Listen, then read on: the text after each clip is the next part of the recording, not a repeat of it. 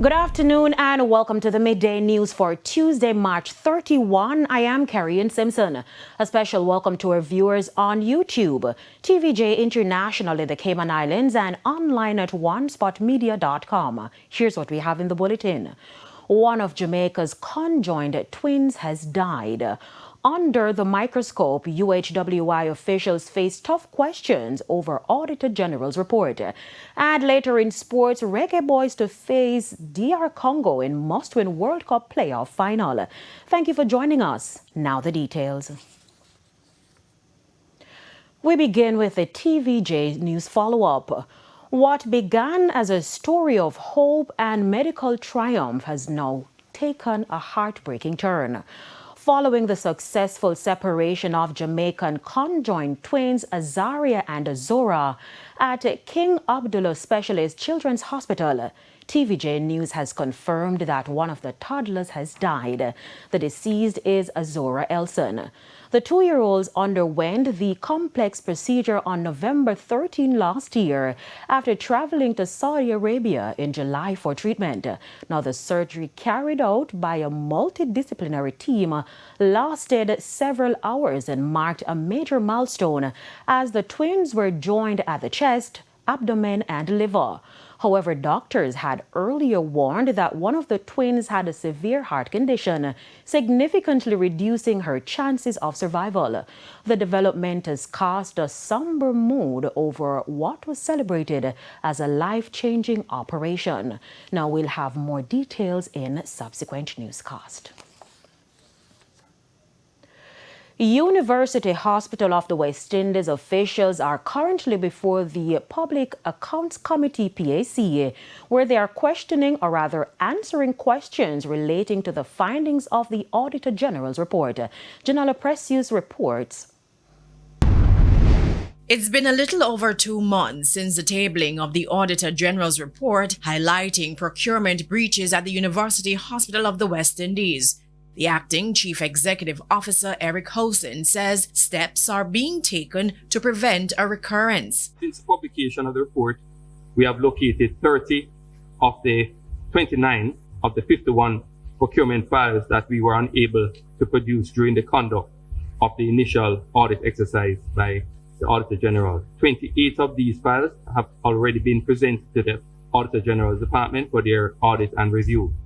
On the issue of the misuse of the tax exemption, he provided an update on the status of the police investigation. We are cooperating fully with both entities and remain in open dialogue with their representatives in order to recover the revenue lost to the government of Jamaica. MOCA has requested statements from certain employees, and we are expecting the submission this week.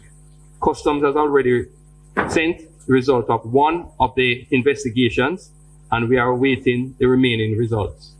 The Integrity Commission, Mr. Hosen says, has also launched its own probe. The Integrity Commission is currently investigating some specific cases that were reported by the Auditor General. The team members from the Integrity Commission, which visited the UHWI, have officially sequestered the files related to the misuse of our tax exemption status, as well as the procurement files from civil work that were flagged by the AGD. According to the Auditor General's report, UHWI misused its tax-exempt status to import goods for 4 private companies, resulting in losses totaling $23.1 million. The UHWI could also not provide procurement documentation for 51 contracts for various projects valuing $521 million. A recent study by the Statistical Institute of Jamaica Statin and the Planning Institute of Jamaica PIOJ is showing that home ownership is on the rise. The details were highlighted in the Jamaica Survey of Living Conditions 2023. More in this report. According to the report, the proportion of households with registered full ownership increased by 4.0 percentage points to 34.7% compared with 2021. This reflects an improvement in the number of households that own both their dwellings as well as the land on which it stands and that possess a registered title for the property. And with more Jamaicans becoming homeowners, it is also pointed to the improvement in the quality of the homes. The Housing Quality Index, HQI, was 80.5% compared with 75.0% in 2017. The study said this resulted from improvements in all 6 component indicators. They include electricity for lighting, exclusive use of kitchen, tap and pipe as the main source of drinking water, and the number of persons per habitable room.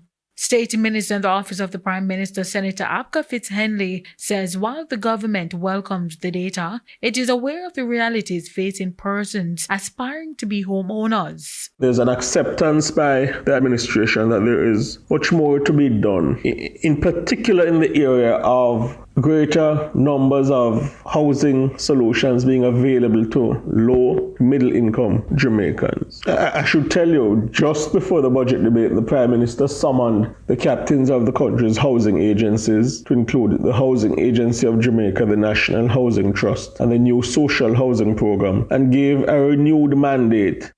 Some prospective homeowners continue to be plagued by the ballooning cost of units considered to be out of reach for the average Jamaican owner.